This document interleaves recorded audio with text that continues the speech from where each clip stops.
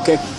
Yeah, most of the symbol, you have a different name from symbol. Yeah. Called talisman. Talisman. Talisman.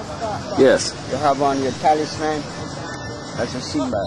Yes. For your country, could be your religion, anything. You could be wearing a talisman for protection, guidance, powers, anything.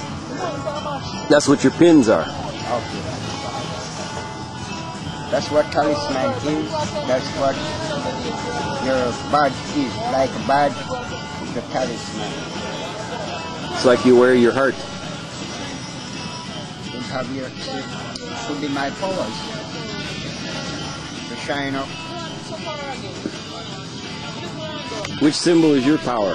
My power? There are so many symbols in the world. The greatest symbol is love. Love. Can you show me the symbol for love on the ground?